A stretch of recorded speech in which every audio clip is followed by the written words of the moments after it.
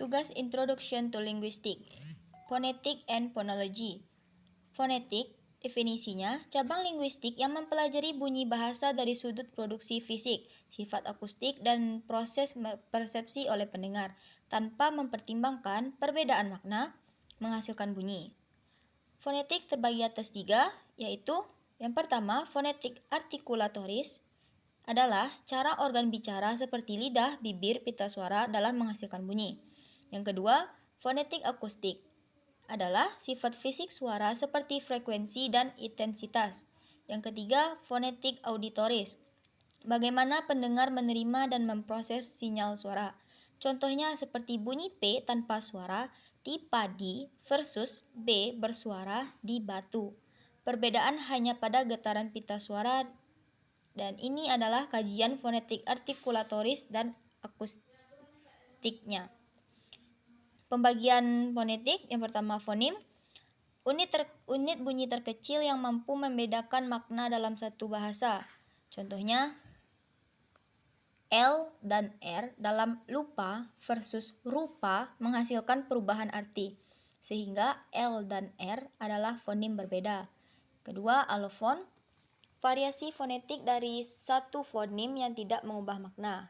Contohnya seperti fonim E dalam bahasa Indonesia memiliki alofon seperti E di tenang dan E di lembut. Ketiga, distribusi komplementer dan bebas. Pola munculnya alofon menurut lingkungan fonetik tertentu, seperti alofon PH versus P bergantung jika ada aspirasi atau tidak, meski ini relasi umum bukan spesifik ID. Yang keempat, pasangan minimal atau minimal pair. Dua kata yang hanya berbeda pada satu bunyi dan perbedaan itu mengubah makna. Contohnya, lupa LUPA versus rupa RUPA membedakan fonim L dan R. Kelima, aturan fonotatik.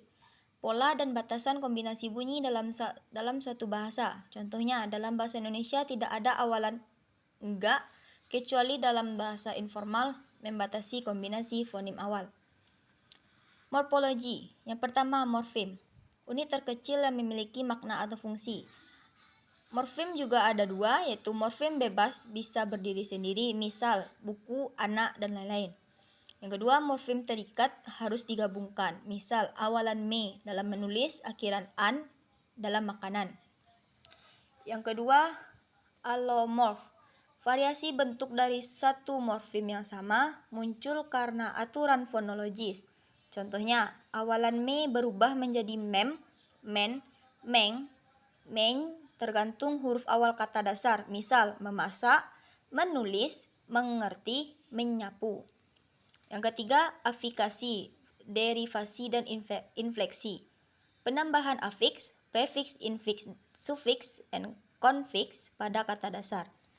Derivasi menghasilkan kata baru atau mengubah kelas kata, ajar, pengajar, pengajaran. Infleksi untuk fungsi gramatikal tanpa mengubah kelas kata, buku, buku, buku.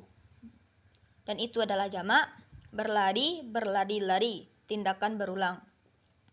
Yang keempat, reduplikasi. Pengulangan sebagian atau seluruh kata dasar untuk membentuk makna jamak, intensitas atau nuansa tertentu. Contohnya, seperti pengulangan penuh, rumah-rumah, anak-anak. Sebagian, berjalan, berjalan, jalan. Campur afiks, mobil, mobilan, pohon-pohon. Yang kelima, komposisi atau kata majemuk. Penggabungan dua atau lebih kata dasar menjadi satu entitas leksikal dengan makna baru. Contohnya, mata ditambah hati, matahari. Rumah ditambah sakit, rumah sakit. Jenisnya termasuk majemuk setara seperti tua muda, panjang lebar, dan tidak setara seperti rumah sakit, matahari. Sekian presentasi dari saya. Thank you.